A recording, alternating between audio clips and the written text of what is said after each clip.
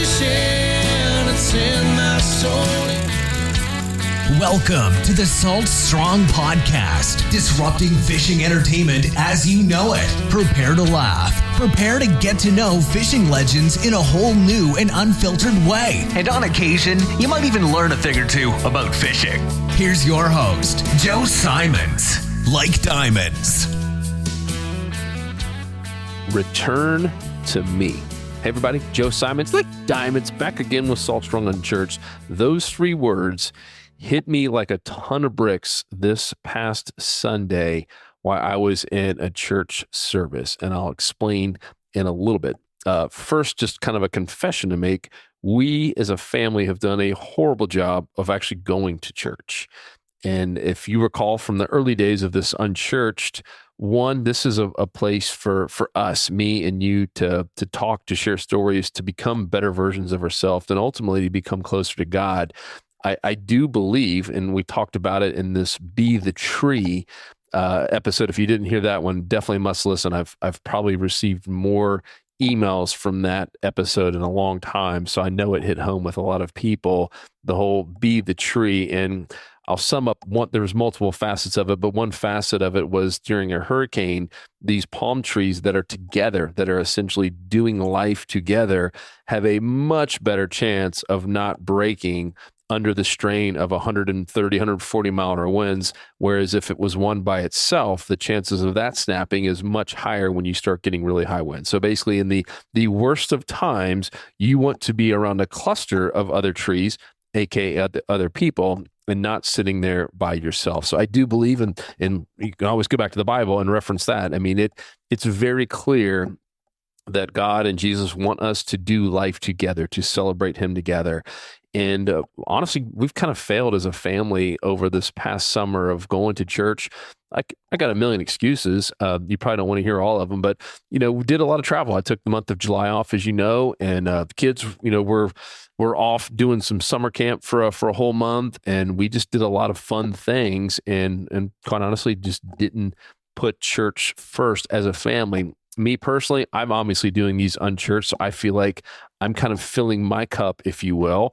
And a lot of Sundays, I'll sit there on the podcast with my earphones in while I'm doing yard work or just catching up around the house, cleaning up, and listen to different podcasts. So great for me, but not great for the whole family. We're called to do it together. And anyhow, my wife and I said, all right, summer's officially over. We're back here in town.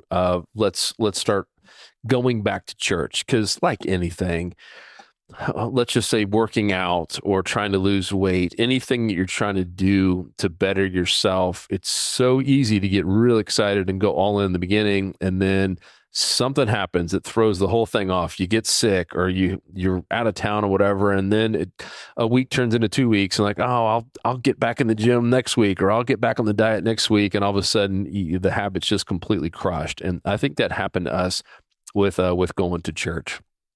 So anyhow, we went back basically last Sunday, we went back to church, and like I said, hadn't been there in a while, but just like how I always pray with every one of these podcasts, right before I hit record, I always pray that God just speaks through me and reaches the right person or people. And I felt like the pastor was talking directly to me, even though he wasn't necessarily looking at me. I felt like I was like all eyes were on me, like, wow, he is talking to me. And the title was Return to Me, ironically, after we've been gone for quite some time. But what I really appreciated about this sermon, and I think just like anything, there are churches that are meant for everyone. There are some that I just want to fall asleep on, some that I don't feel like I belong, some that are way too much about rituals. And I like the fact, I won't call this church out for better or worse, but they've kind of made kind of a promise that this church is not going to be about rituals. It's easy to get caught up in the rituals of communion or whatever it might be. I'm not trying to bash communion, or, hey, we've got to sing songs this way or not sing songs this way, or have music, not have music. He's like, it's too easy to get caught up in the rituals and forget about why we're here in the first place, right? It's not just to check off the box of rituals. It's to return to God. It's to put God first and to become better versions of ourselves, and to constantly praise God and give worship to God. And so he told the story, which I love, that happened recently to him, that he was in his garage, and he's really big into bikes, Harleys. He's got a Harley that it's his baby. I mean, he's like, I'm in there a lot of times when I got my day off and I'm just shining up the Harley, and he's like, I kind of obsess about it, of this bike. And it's, in his eyes, just perfect. It's the dream bike. And he's worked, so many years to get this bike. And every time he goes on, he's just got a lot of pride in this bike. And he said it hit him here recently. He was in there polishing up the Harley for the who knows how many time. And he's like, wow, he's like, I give so much attention to this material thing that could be taken away from me at any given time, could end up killing me, and he's like, he goes, I just had this like wave of guilt that I was giving so much attention as a pastor or not. It's kind of regardless of that. But he's like, as a pastor, I'm giving all this attention to this Harley Davidson bike, and forgetting about how this even happened, why I'm so blessed to even be able to afford a bike like this. And he felt this calling of just, hey, return to me. Don't forget who I am, and why you should be constantly thinking about me and praising me. And then he asked a question. He goes, I want to get a poll here, and this is a pretty sizable church. And he goes, I want you to raise your hand if you've ever had a near-death experience, or if you've ever had an experience where you've looked back and said, man, had this not happened, or if, like a car accident, if that car had not slowed down, or if I just missed this light, I probably would have been dead. And I believe every single hand in the entire place went up. And he's like, isn't that wild? And he's like, that is God. He's like, if we're going to believe there's a God and everything happens for a reason, he's like, what? Like, and we're literally talking about every single person in this whole church raised their hand and said at least they've had one near-death experience or a time they should have died. He's like, we should be giving praise over that all the time. And he's like, here's what happens in reality, even to guys like me. He's talking about him and pastor, and I'm very guilty of this as well, is we only end up praising God for some of the good things, or we only go to God during the tough times, right? Or maybe we only talk about God or think about him on a Sunday.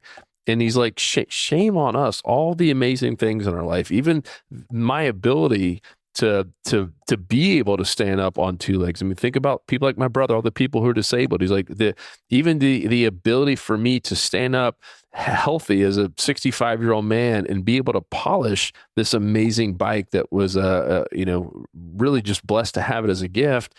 And yet many of us only want to praise God, who's given us all this amazing stuff on Sundays. And it hit me hard because I've been guilty of that. I mean, especially this summer, is we weren't going to church, and even though I was doing the unchurched episodes, with the exception of the month of July, I felt like we had kind of just strayed away. Where I still pray every morning and still do my little rituals, but I don't know that I could say I was really just putting God first in everything and just constantly thanking him for all the amazing things in my life. And so when this pastor said that, just, hey, return to me and put me first, and man, it felt like it was hitting me exactly. And he went on to say all the different stories in the Bible of where God has just poured his favor on those who do come to him and even return to him. And I think there's this misconception that, oh man, I am a sinner. I've done all this horrible stuff, whatever it might be that's happened in the past. And he's like, no, I mean, think about stories of the prodigal sons. I mean, in most of the biblical stories, there has been some person who has done something bad, and then has kind of gone away from God, if you will, and done something very sinful, killing people, whatever it might be. Obviously, there's tons of stories like this in the Bible, and they've returned to God, and God has opened them with welcome arms and has usually flooded them with His favor. And so that would be my challenge to you, regardless of what's happened in the past. Is this a chance for you to really return to God? And that can mean different things to different people. For some of you, it might be going back to church. For some of you, it might just be putting Him first and saying a prayer of thanks every morning. It might be saying thanks all throughout the day. He told a story there of David when they had to go. It was like an 8-day journey. And we're talking, who knows how many miles. And it was like every 6 feet. And for you biblical scholars, you can correct me here, but it was many, many days of basically hiking and marching in some horse-drawn or whatever carriages, mules they had, through the desert and wilderness. And every 6 feet, they would stop and thank God.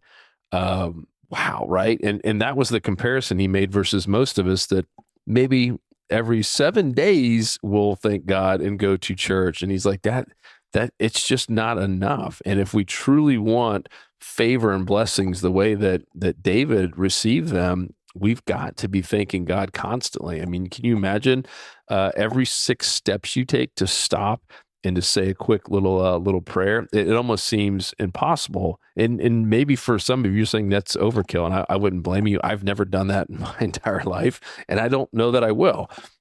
But I definitely do believe that I need to return to Him, to put Him first, to give Him thanks way more often, and to not be obsessed, if you will, with a lot of the material things that I have, that you have, that we have collectively. And I love the fact that the pastor told, his a real story about him kind of obsessing over a Harley and then just kind of snapping out at him like, man, what am I doing here?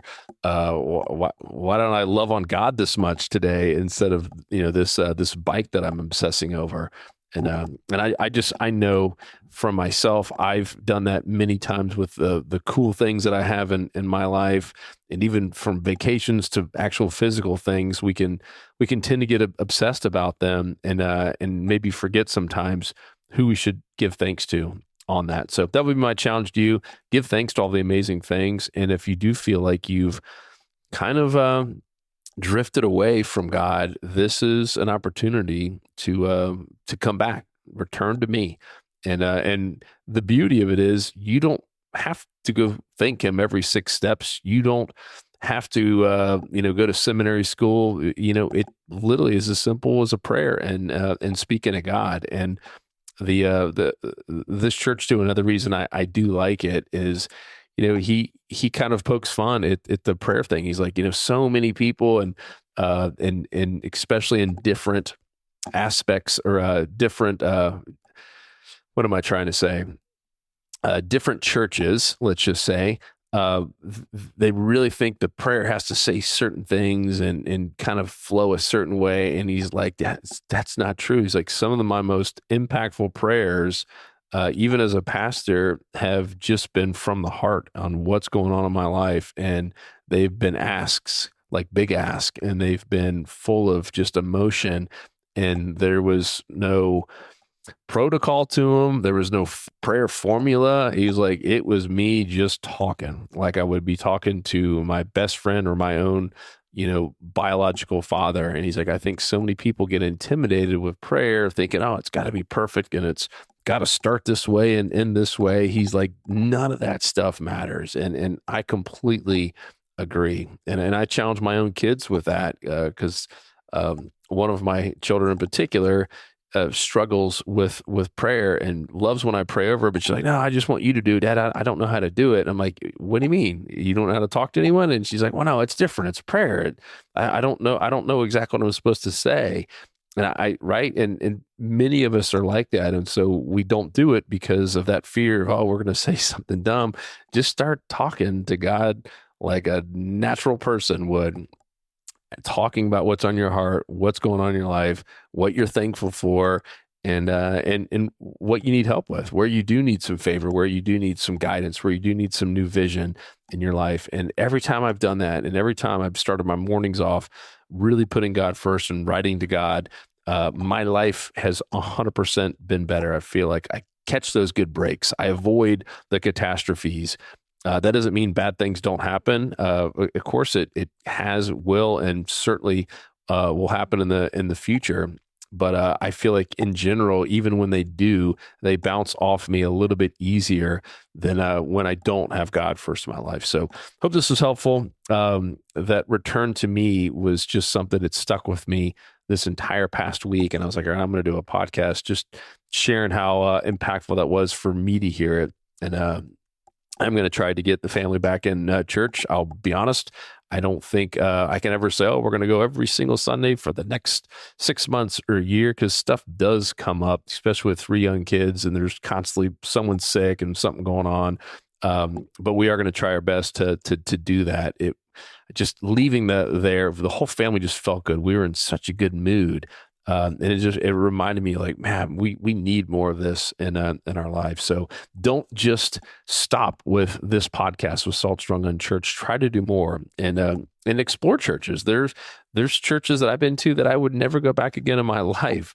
And there's certain ones like the one I'm talking about that just, I feel like it's home, that it just fits. And so I would encourage you to explore around. And even if just church life is not for you for whatever reason, I'm not going to judge.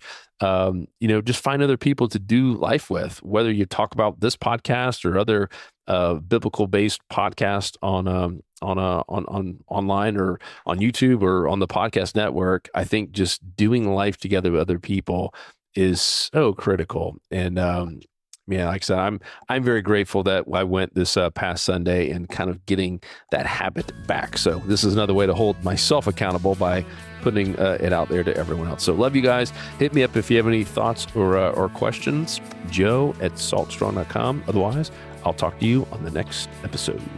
'Cause fishing, it's in my soul.